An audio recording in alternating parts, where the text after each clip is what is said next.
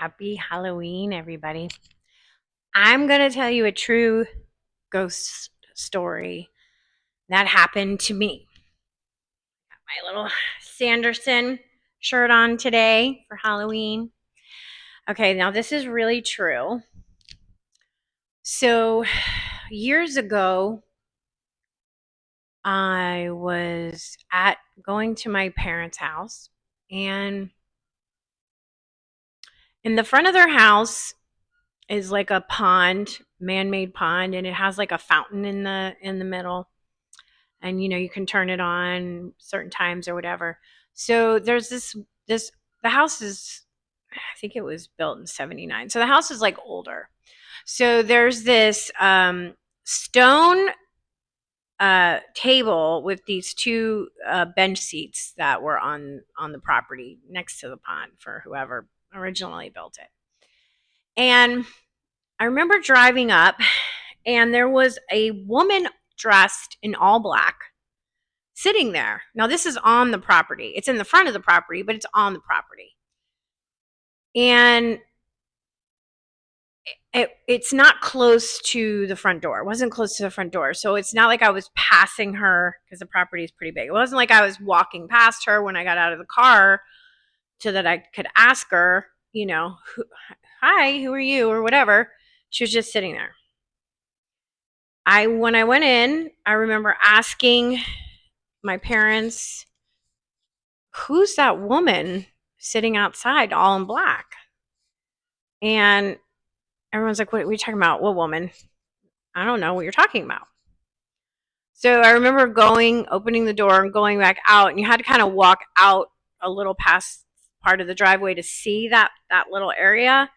And she was gone. And I was like, well, there was this woman that was sitting there, and she was dressed completely in black, like head to toe, and like long sleeves, like long, everything. You couldn't see skin at all, and I couldn't really see her face. Her hair was like a blackish but long, but like kind of with a little, I think I got the feeling she was an older woman, like maybe like a little bit of gray or whatever. And okay, well, maybe somebody was walking around the neighborhood and they sat for a minute. But, living in Florida, it's hot. So you're not most of the year. So you don't really see people dressed in long sleeves, long pants, very often. I mean, you can wear shorts sometimes on Christmas. So that's how warm it is. Okay. I'm sleeping there that night. When I stay there, I have my own room. It says the guest room, but it's my own little bedroom at the house. So in the middle of the night, I was asleep, and I felt something wake me up, and I was at the very edge of the bed. And when I opened my eyes, there was the woman, and I say the woman because I feel like it was the woman, though I could be wrong. She was staring at me. Her face was in my face. And when I tell you, it scared the living shit out of me, I am not exaggerating. I was like, what the F? And I saw her, and she literally had her face like right here in my face. And I jumped, and I remember saying, go away, go away, go away. Go away, because I knew, this is the crazy thing, like I knew it wasn't a live person. Let me just say that. I knew that my little moon earrings, sorry, I was just looking at them. I knew that this person was a ghost. It was a spirit, and it wasn't somebody that I recognized. And I was so startled that I remember just saying to me, like, go away, go away, go away. And I turned my back to her. like turn over, right? Because I'm still like kind of asleep, but I was awake. Like I was like feeling the sleepiness, but my brain was like on alert. I was awake because there was somebody staring at me. And it wasn't the same as the cute little elfin boy who was watching me sleep that one time where I felt that good energy. I'm not saying she had a bad energy or she was a bad ghost or spirit or anything, but I didn't like her being there. You know, I was afraid in a different kind of a way. I felt like she was invading my space. Now, I don't know if that was an opportunity for me to open up a part of like mediumship, you know, connecting to spirits and stuff. But I mean, I completely shut it down and I just said, go away, go away, go away. And then I shut my eyes really, really tight. I turned over and I kept saying, go away. I don't want you here. I don't want you here. And when I turned back over, she was gone.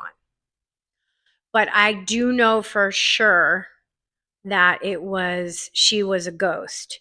And I believe it was the same woman that I saw sitting on the bench outside of my parents' home, because she was wearing black, when she was staring, like literally leaning over my bed staring at me. I mean, that's terrifying, you know. And then she was wearing all black when I saw her, and it was the same night.